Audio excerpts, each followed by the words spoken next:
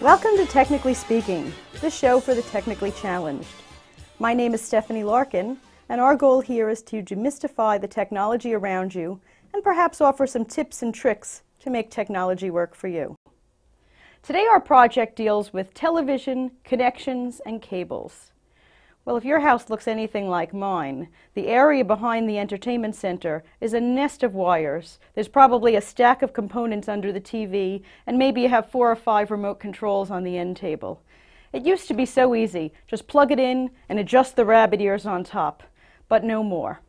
There are many people who spend hundreds of dollars to have experts come to their house just to plug in a TV.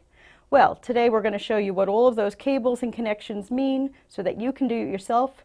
Save time, save money, and maybe your friends will call you too. But before we get started, we need some ground rules.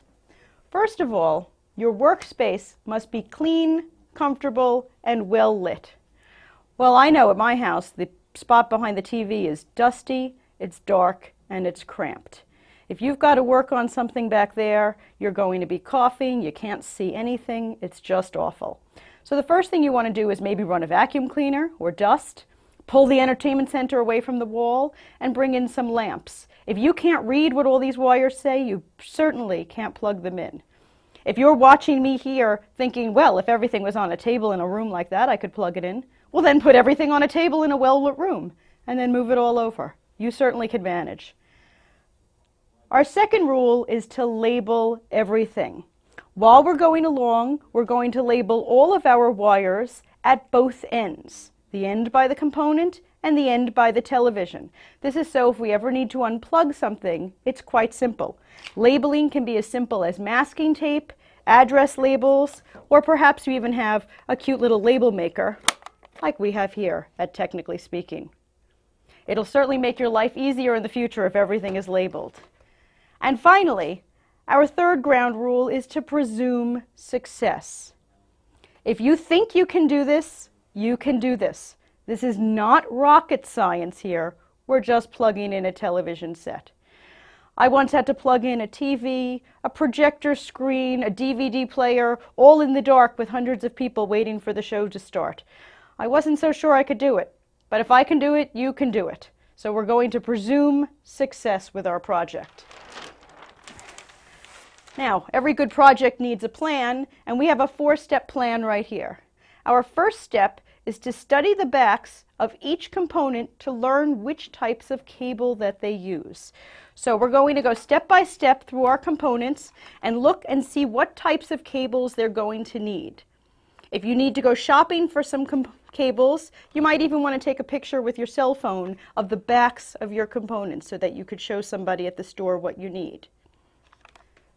Our second step is to choose appropriate cables and or converters to connect the components. So if I'm hooking 2 things up, a television and a game system perhaps, I'm going to see what the television needs and what the game system needs. If they need the same thing, bingo, makes it easy.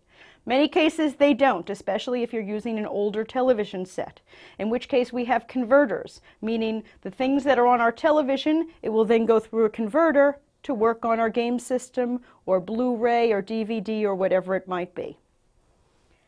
Our third step in our 4-step plan is to connect both the audio, sound, and video picture cables between all of your components.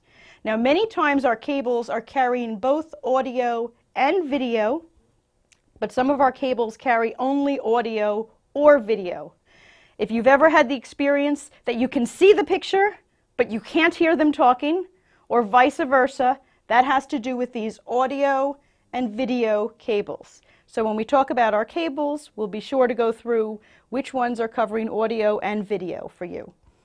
And finally, our 4th step is to tell the TV where the signals are coming from. That has to do with your remote control. Your remote control has an input button so that you can toggle between various things. Our television might be running a DVD player, a cable box, a game system, and our input button will be able to toggle between them. So even if you plug everything in correctly, if you don't press the input button, you're not going to be able to see your picture. So let's take a closer look at all the different types of cables we'll be using for our connections.